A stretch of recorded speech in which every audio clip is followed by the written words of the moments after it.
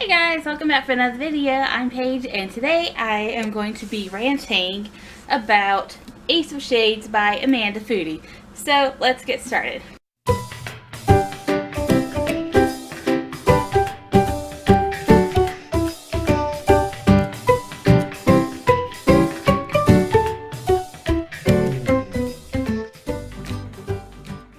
Now if you haven't heard what this book is about, it is basically ignore what this is saying up here and I will get to that in a little bit. But it is basically about this girl. Her adopted mother goes missing, and so she goes to this city of sin, which is kind of like a reimagined Las Vegas, where people have different powers and they can do stuff, and she discovers herself, you know, it's that kind of cliche. So the premise was really good, I have to say, and this is unlike the other two books that I have ranted about. This is an authentic young adult novel. There are a lot of sexual references, there's gore, there's violence. You know, that doesn't necessarily deem it YA, but there are a lot of themes in here that young adults do deal with, and it was a more mature novel, but not so mature that it could be an adult novel, although adults could enjoy it, you know, that type of thing. It was a nice change from the two non-YA books that I had just, you know, ranted about. So I got to this one, and I really liked Amanda Foody's first book. Her debut novel was Daughter of the Burning City. Amanda Foody is this really weird author, I guess you would say. She's not weird in that she does weird things, but the way that she writes worlds and stuff and builds it is kind of a little odd. Her writing style is a little odd, and it was very well showcased in Daughter of the Burning City. That's why I really liked it. I appreciated the weird. I thought it went really well together. Loved that book. So when I heard that she was writing this one, I was really excited. I was really excited. So I went, actually I got this in my Blues bookish bag. It was the May? Is this month May? Oh my gosh, the year's flying by. It was the May book. So I went and got it. I received it. I went and got the bag. So I received this book. Started reading it almost immediately, and from the beginning I could tell that this book was a bit of a flop. The book is really clunky. There's a lot of plot, there's a lot of characters, there's a lot of stuff in here, but there's not much to drive the book forward, and so it just really bogs down the reader.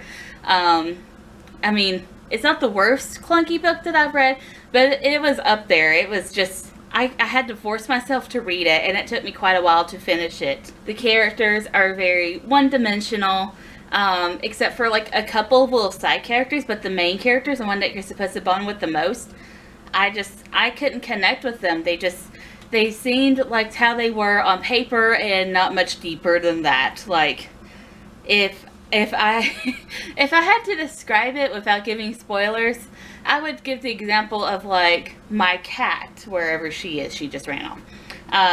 If I was describing my cat like I would a character in this book, I would say that she is a cat that likes to jump and eat chicken, and then not go any forward from there.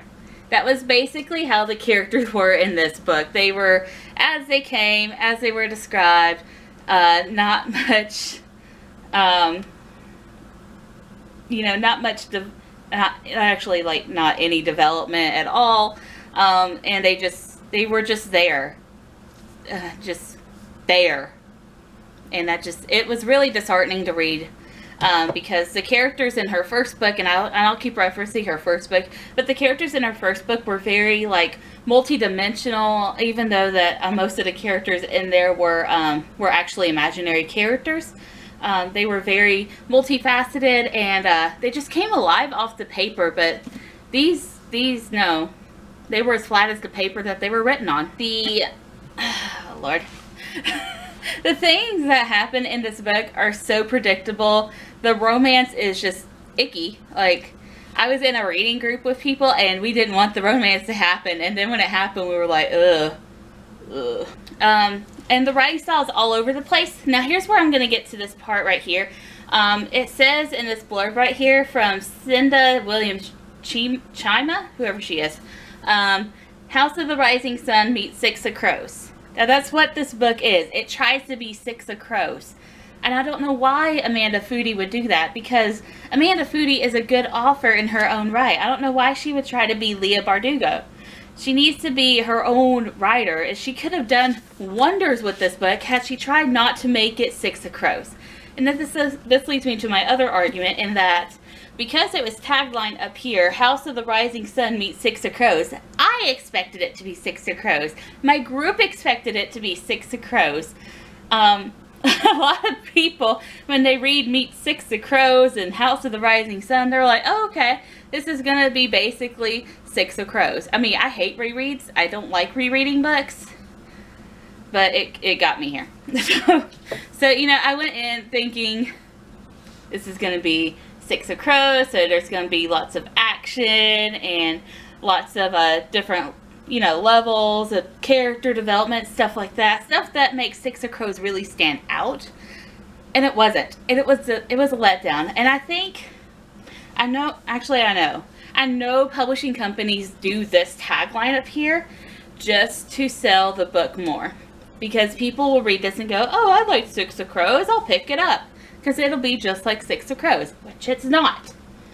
It's this really, really irks me with publishing companies, because you're never going to have another Six of Crows. You're never going to have another Harry Potter. You're never going to have another Lord of the Rings. I mean, they are just there. They were written. You can't copy it without plagiarizing it. You need to go and make your own.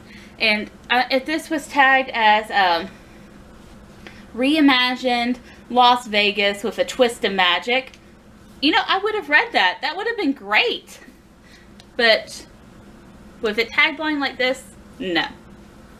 It overhyped the book too much, and then the letdown was more. If the tagline wasn't there, if the hype wasn't there, I probably would have overall rated it a 3.5, and I actually rated it a 2. And I'm not even like halfway through my whole rant with this book. I mean, I'm really let down by Ace of Shades. I really wanted this to be a really cool book. It's not a lot of books take place in Las Vegas. But yet I am let down yet again by another YA book. So if you want like my full review and my full thoughts, I will link my blog down below with the blog post. You should go check it out. That's it for today. So thank you guys for watching. I hope to see you again. Bye!